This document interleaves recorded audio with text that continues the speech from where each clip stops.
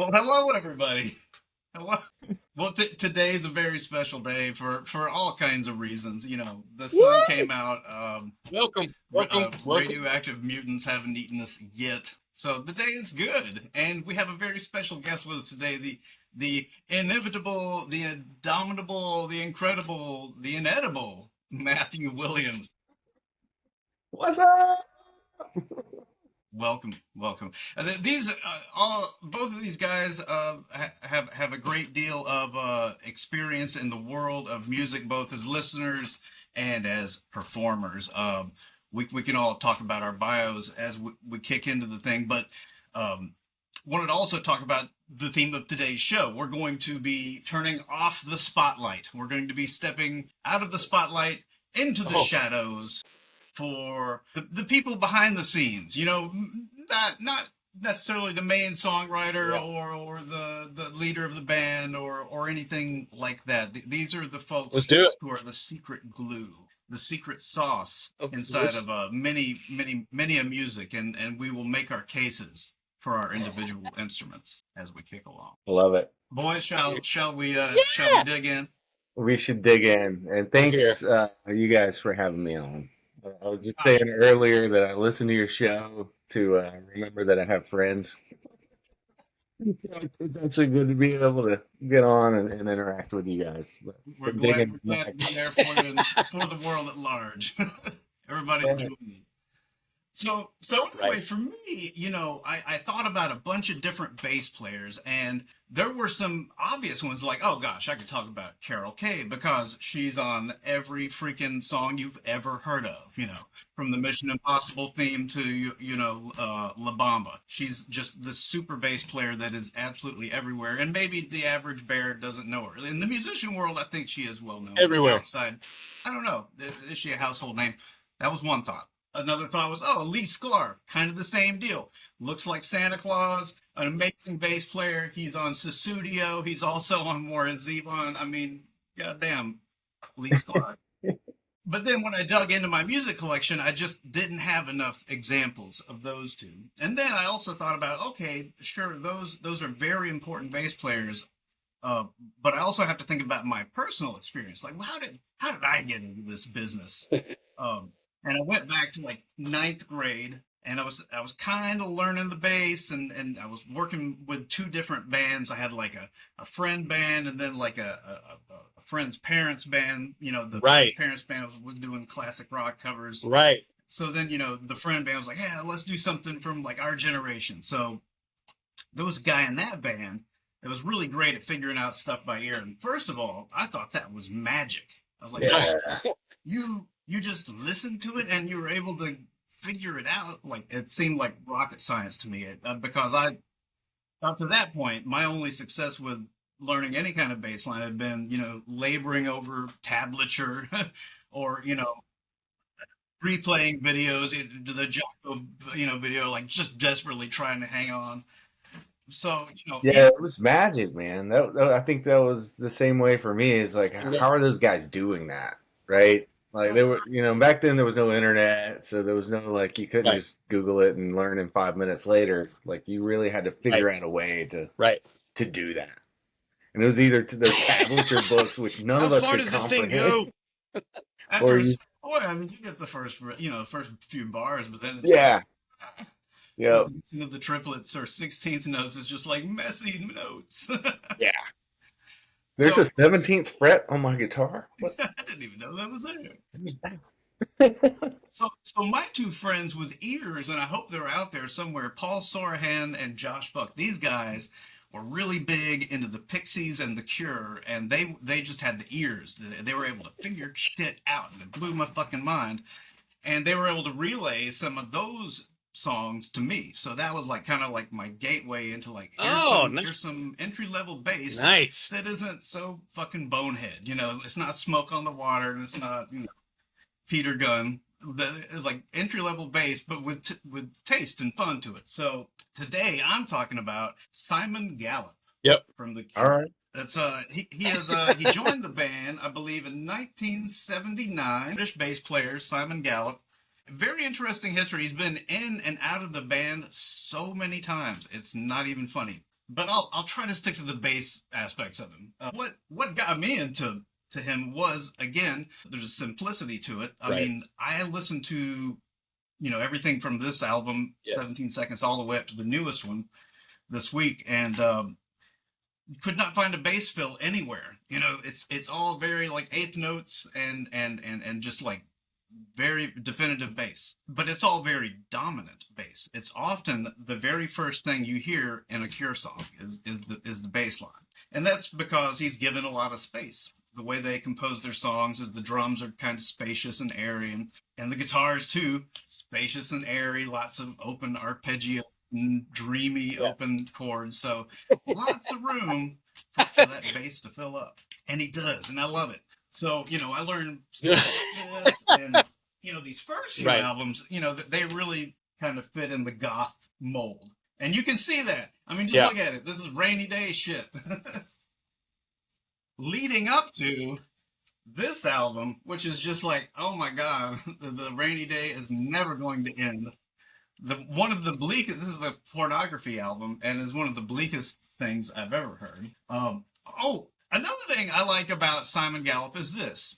A lot of bass players, have like a particular bass or a particular sound, and that's their sound, and that's great. Like Jocko, jazz bass, take the frets off, roll back the tone knob, play by the bridge, Jocko.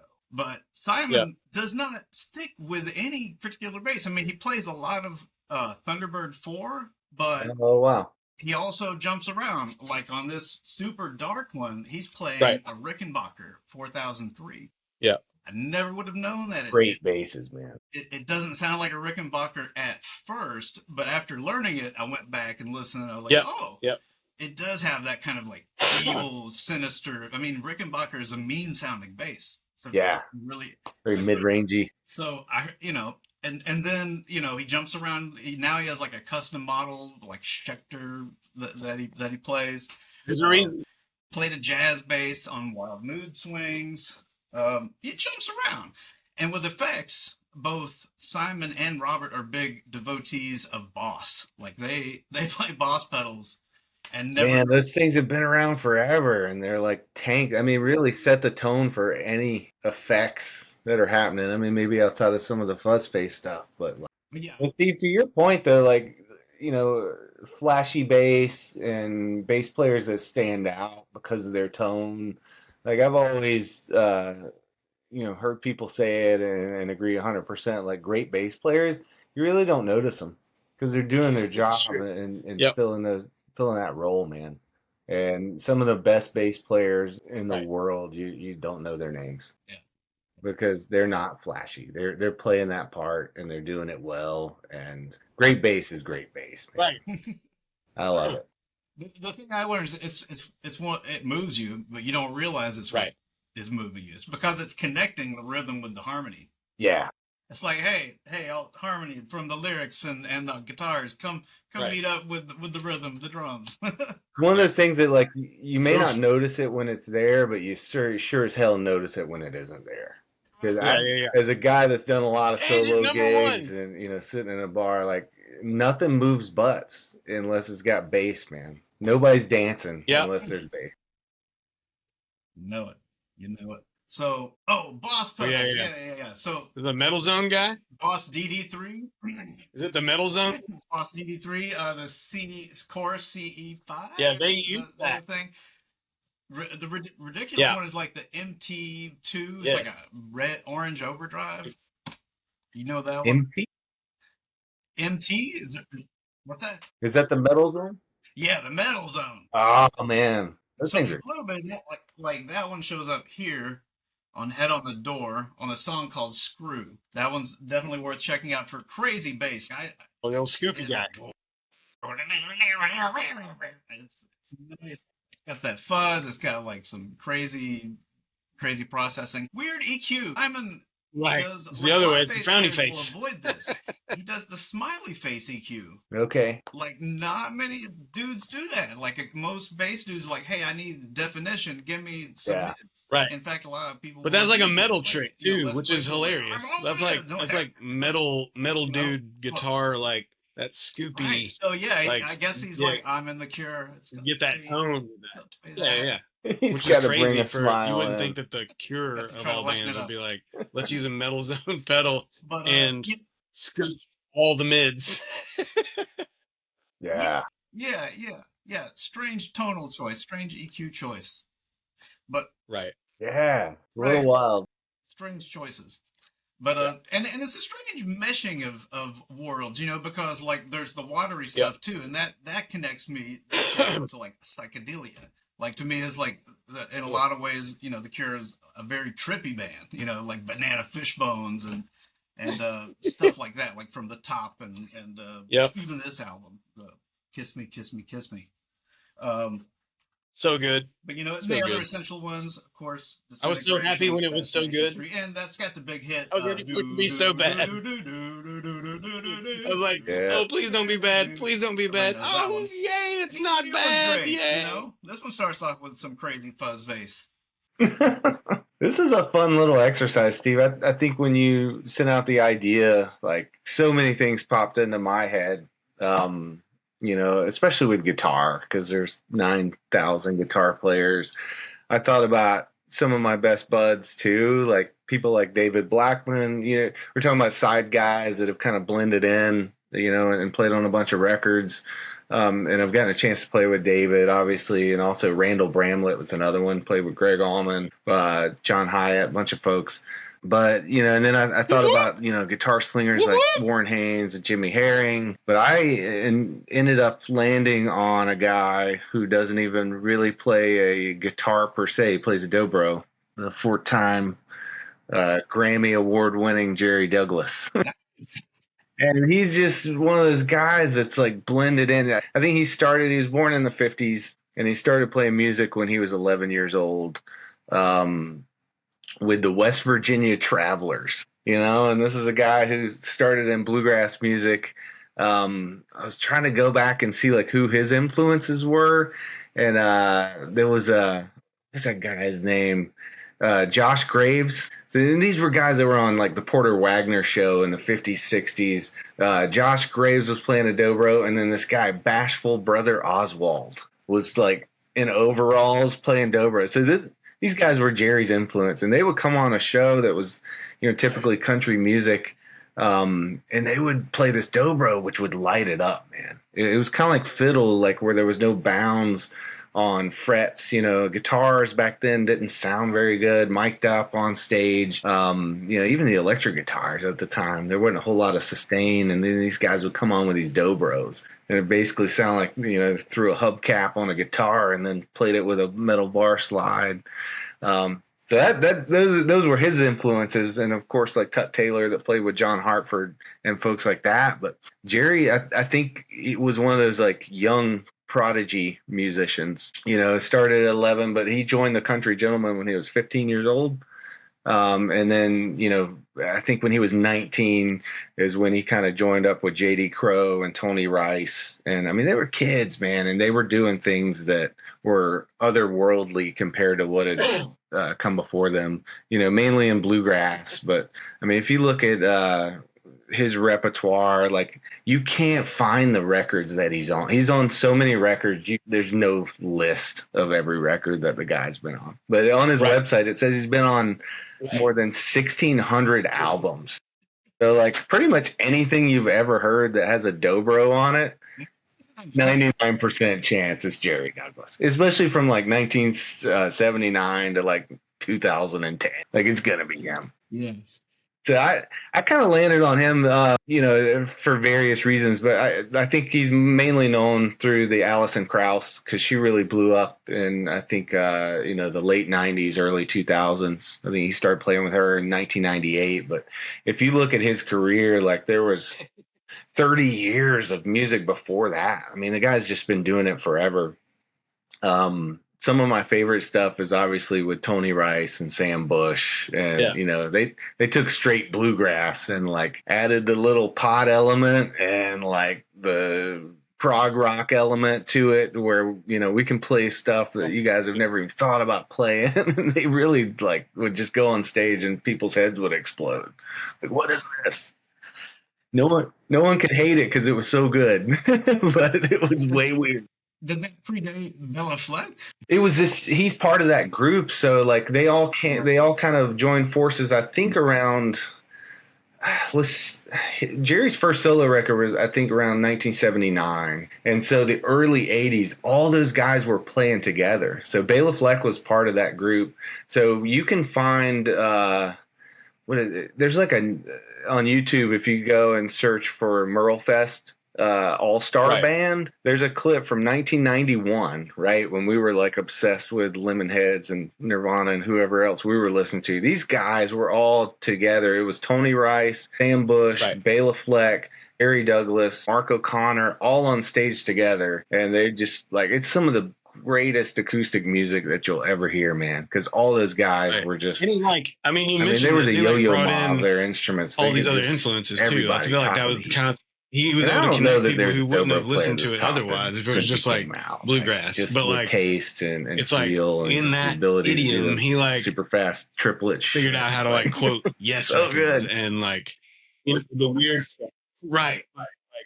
Yeah. And Coltrane and blues and a lot of blues, man. Like so much Delta blues. Because I mean the slide guitar. Let's give it up. That's where it came from, man. It was just dirty acoustic guitar singing the blues.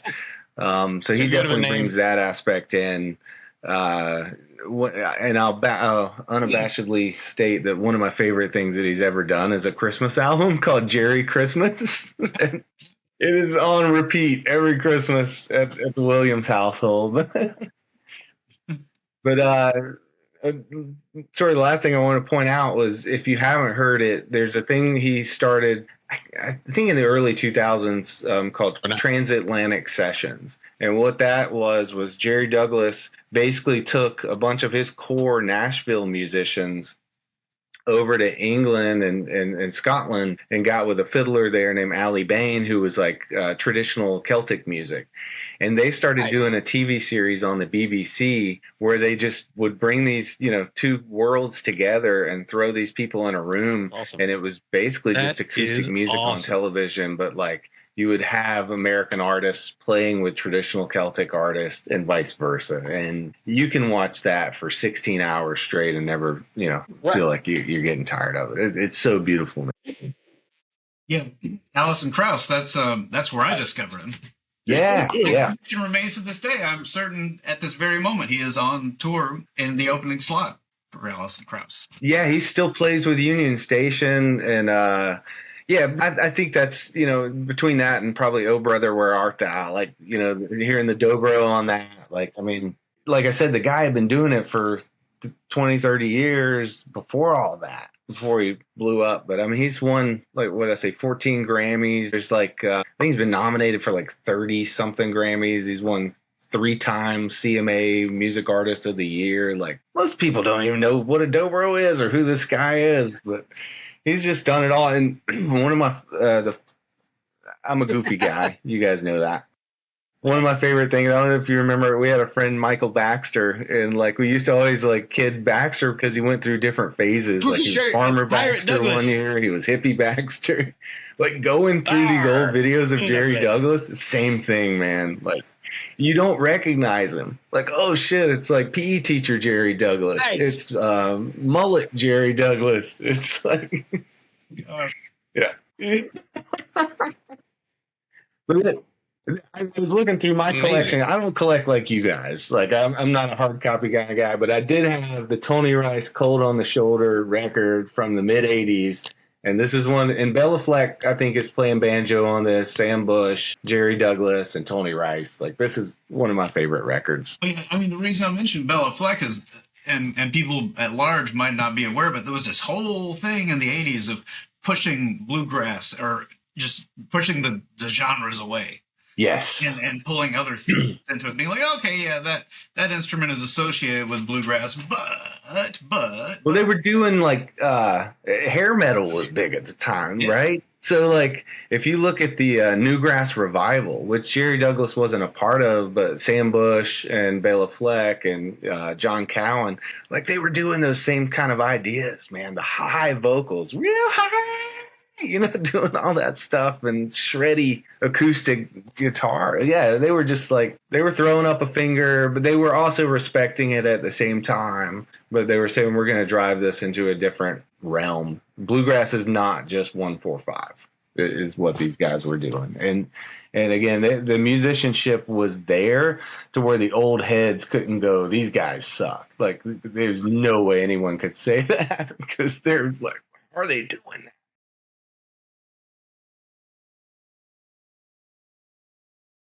that? What should I do? Nope. I'm going to report him to the FCC. Too many tabs, bro. Here I come. Internet jail. Go. All right. We're recording right now? All right. We're going to slate this fucker. Watch this. All right. All right. So, as I was saying before the FCC rudely interrupted me, I was thinking about the guys, Omar Hakim, Tony Thompson. These guys were playing on Madonna records, Chic records, the Power Station, all these guys, whatever. It was everywhere. If you could not escape their drumming. But it was kind of in a niche world, and I feel like the influence of that has popped up here and there, but it did not influence the world and or me as much as I believe the guy that I picked, which was Al Jackson Jr. Of Booker T and the MGs. Yeah, man. And also of Stax Records fame. I got some examples back there. Bing, bing, Wow. bing, bing. But everybody knows Motown. Everybody knows those songs. Everybody knows how indelible and like just intrinsic they are as part of like musical whatever canon, I guess. And everybody understands how important they were for multiple reasons. Stax and the Memphis sound, I feel like, has always been like second fiddle in a way to like the hit maker that was Motown, but I think it had more to do with the feel of things inside and outside of its own sphere than Motown really did. Like, I feel like Motown is like Motown, and if people say soul music, they think Motown, but if you talk to people like, I feel like from the South, they may have like a slightly different like, but what about Stax or Muscle Shoals for that matter? And I think Stax being the home of Otis Redding and Eddie Floyd and Albert King and Booker T and the MGs and the list goes on, Al Green, all these guys, they set kind of a precedent for like what like less is more. And that approach really is. And it's not just like you play I think the idea is like for a lot of people, if you play less is more, that just means you play like the dumbest thing you've ever played.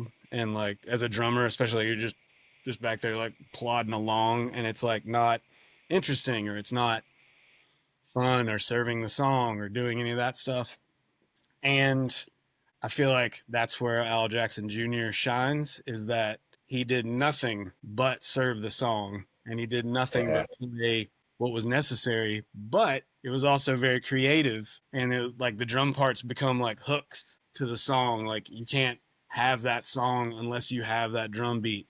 Still in Love with You by Green, like, is a perfect example. Like he helped write the whole song. Like that chord progression was like his chord progression.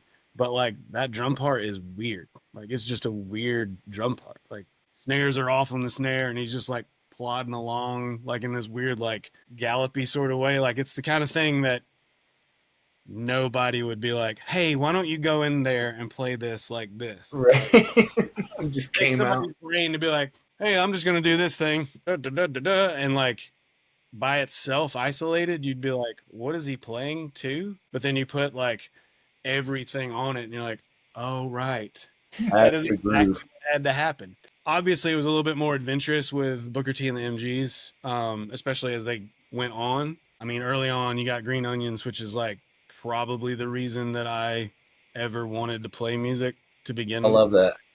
Just hearing that the riff and then the drums come in and it never changes. Like it's just and you're like, I can't help but just like, I can remember like, 5-6-year-old me just being like, boom, boom, boom, boom, like, yeah.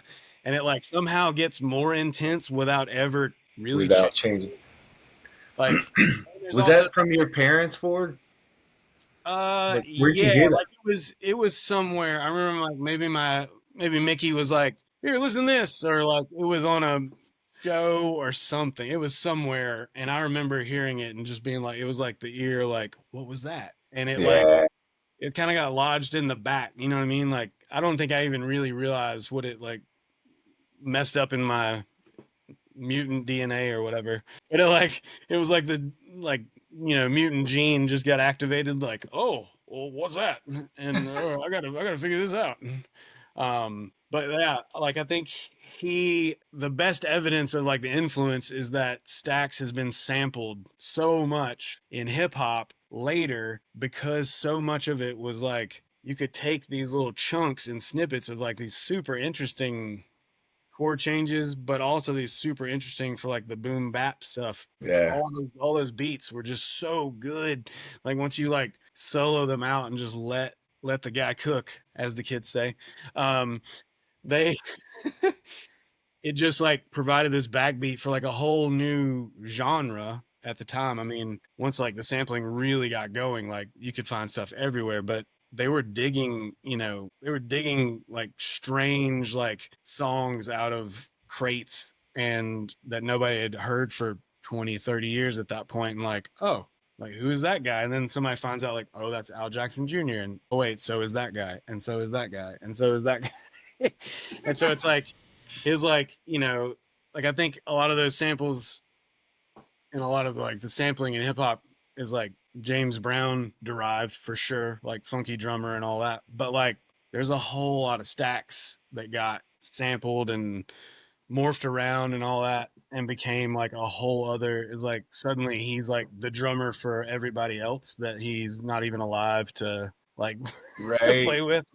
He's their drummer too. And I think that like made a huge impression on me. Like when we were, for those that don't know, we were all learning how to play music together in a band. And like, I mean, I listen back to some of those things. I'm like, I'm just trying to play a Al Jackson Jr. beat. Yeah, man. Like rolled through like a hip hop sample and like they like added an extra hi-hat from like something else. And like, I'm like, how does that work? And you like just try and figure out how to play it, with your human arms instead of like machine fingers or whatever. But yeah, the catalog is enormous for like what he did. It's everybody, like Elvis had him on a session, Rod Stewart had him on a session. Like in digging some of this stuff up, it was kind of crazy, like how much like just the sheer volume of songs that he was on and or records, and like some of it's like stuff you like by heart, and then some of it's like when you hear it you're like, oh right, of course that's it clicks, of course that's that guy. And he would like very like minimal in everything, like famously his like drum sound like people wanted for years, and like I think Steve Cropper, the guitarist in Booker T, was finally like, yeah, he just like threw his wallet on his snare. Like everybody wants this magic sound, he'd come in, he'd like play it, bop bop bop bop bop, and then he'd take his wallet out, flop blop blop, all right, now it's good to go. Like let's go, let's do this. Like he was like he was just like a meat and potatoes kind of like a utilitarian, like everything. Like I'm just not. Yeah, it's like that's it wasn't part of the beauty of it too, though, man, of that era and that generation. And not to sound like a bunch of old fogies, but man, these guys really had to like. A lot of them were probably street performers, and just doing whatever to be seen. Just getting out and playing. Yeah. So I mean, they would just show up with their rig and play, and whatever sound they need, they had to organically create it. There wasn't a plug-in. There wasn't even a boss pedal. They had to figure it out. No, I mean, one of the best examples is like on Green Onions, like that magical reverb that comes out of nowhere on the guitar solo, and like the second half of the guitar solo. It's like, who turned it on? Like who was sitting there? Was like, and now we're in the Grand Canyon. Go, like. Like, where did Steve go? How did he get in the biggest room ever?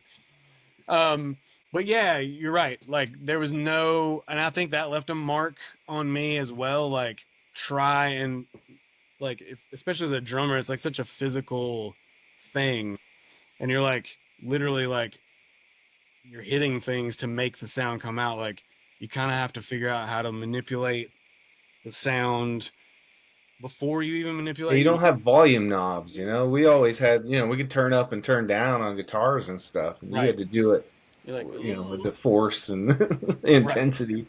Was definitely not great at that as a Padawan, I will say that. Who was?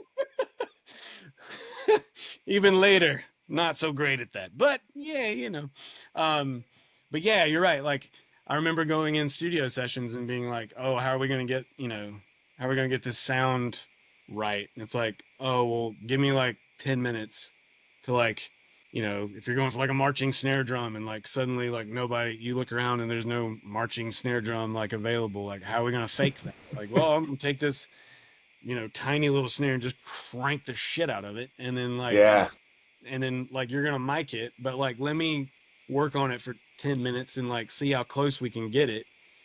Because you didn't have any way to like, there's not the marching snare plugin, like to your point, like obviously you don't just go, where's that marching snare, Mike? Just put it right here. It's going to make everything sound like a marching band. It'll be great. But like, or even like taping stuff up and muffling and all that, like, you can take that to like some crazy extreme, which they didn't, but they definitely worked with what they had and like made this music that just lasted. I mean, it's still everywhere. So like, good. You can't help but like hear that stuff. And like you said about bass, it's like you're gonna move your ass. Yeah.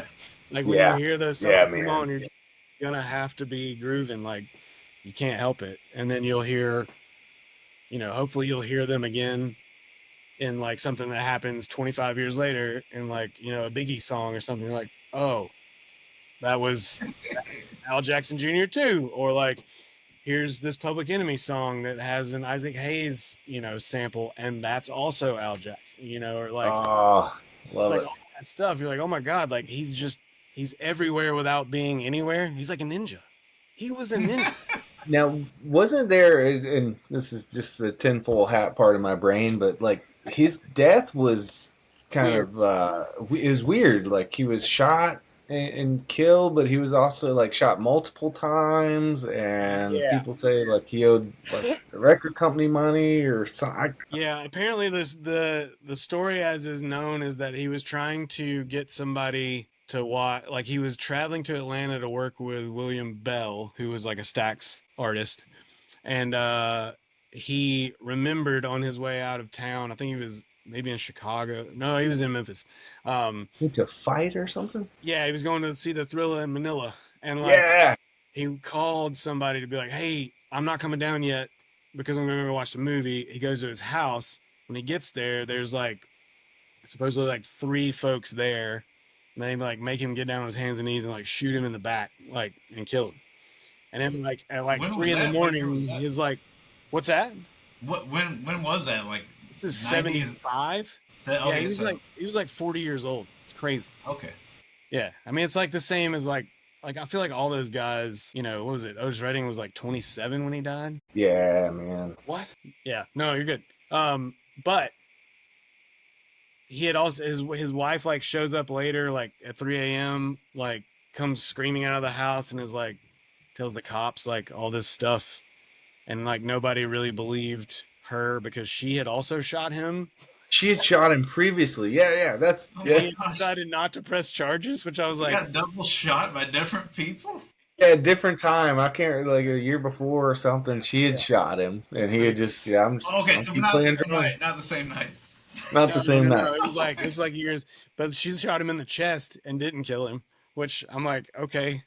Also, he was a superhero, so yeah. He's also bulletproof until you shoot him in the back. They found his weak spot apparently. Yeah, 5 tons in the back. That's rough, man. Yeah, but apparently there's a lot of stories about like maybe he owed Stax money or whatever. Like right, if he was trying to step away or something. Right. Yeah, Because he was like initially like he played in his dad's band some, and then Willie Mitchell, who was like a big producer in Memphis, was like, "Hey, I need a drummer. Can I get your kid?" Who was like, I think he was like maybe 14, and the Al Jackson Sr. was like, I don't think he's ready for this yet, and he's like, "Yeah, whatever, give him to me." So he sets up this like tiny drum set, and Willie Mitchell's like, when we first started out, there was like 20 tempos being played. Like he was like all over the map. And he's like, by the time his dad came back at like 7, he was swinging like the entire band. Like we were all just like, who is that guy? Which later earns him the nickname like the human metronome. Like that was, love it.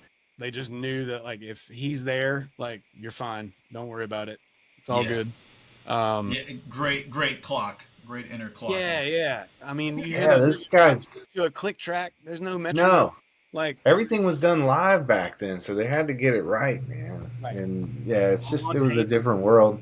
Yeah, you had to worry about your edits, how much room you have on the tape. Like, you got to stay out of the way. You can't be like bleeding all over everybody's mics. Like, all the little things. Like, wow.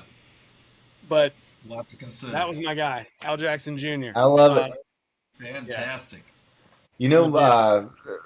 On that note, like my parents weren't like I mean, they loved music, but I wouldn't say like me getting into music, like their collection wasn't a big inspiration for me at the time. But several years ago, my dad was cleaning out his attic, and I think what I discovered is maybe their music influenced or me a lot more than I had thought as a kid, because one of the records he gave me was that Green Onions, that Booker T, smoking record. I've still got it.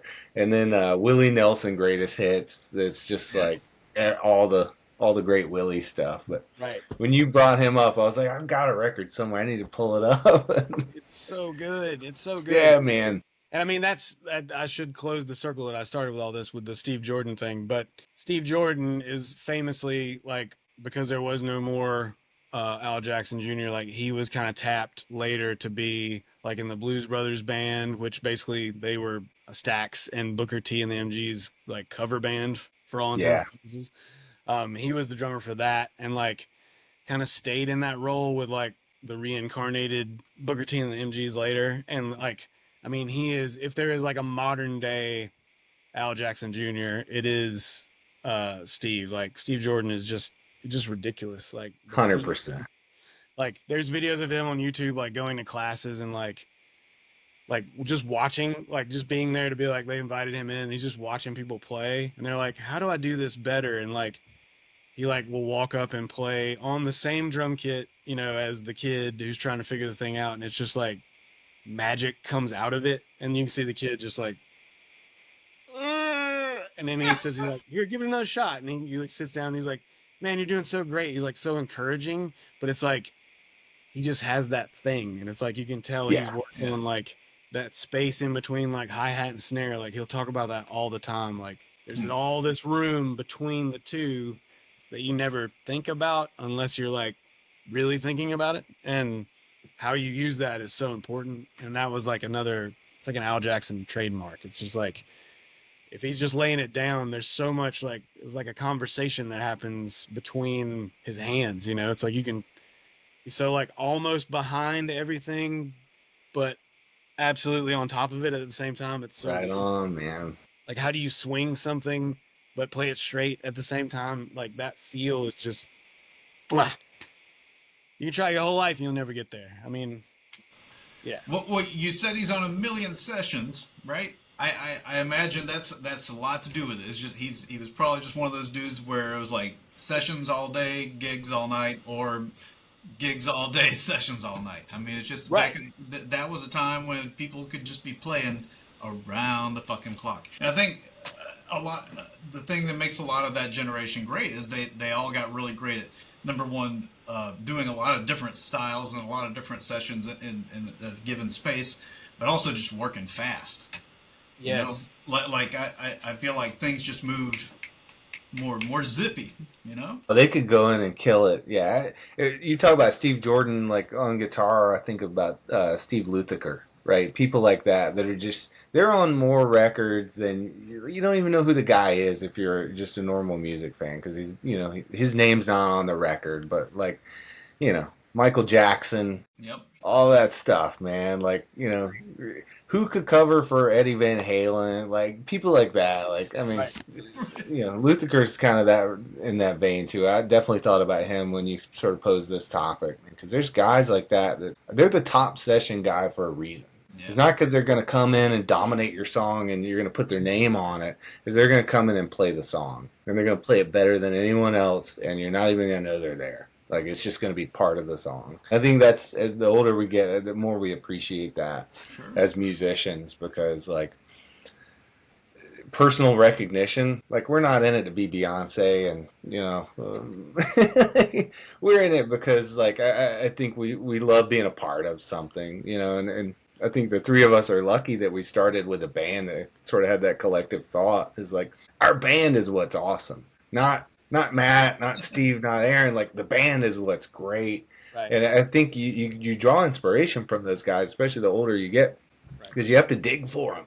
You got to look for them. When you brought up Al Jackson Jr., I went and looked for him. Like, holy shit, it's that guy. He's on everything. Right. And I think that's really the magic behind it. And that does exist today, but I think a lot of that is getting saturated because you could easily throw a plug-in on, you could throw a drum machine on, there's a little bit less of that because of there's more tools. Sorry, my dog's going crazy.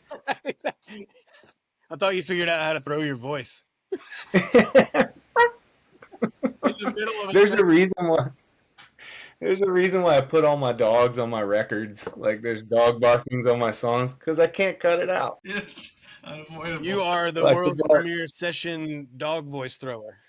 Yes. I can do this while I talk about something else. Oh, and also there's a great, you mentioned Jerry Christmas. There's also a great Booker T and the MG's Christmas album, which has some great instrumental soul covers of classics. I love it, man. You get burnt out on all the, I love the Bing Crosby, the Frank Sinatra, but you get burnt out on all that stuff. You need some fresh music. Jerry Christmas, Booker T and the MGs, James Brown, love stuff like that. Yeah. It might be like a Merry Memphis Christmas or something like that. It has a great title too. But yeah, they do. I know they definitely do. Jingle Bells is on there. I'm trying to think what else. Winter Wonderland, Silver Bells. Yeah, love it. It's good.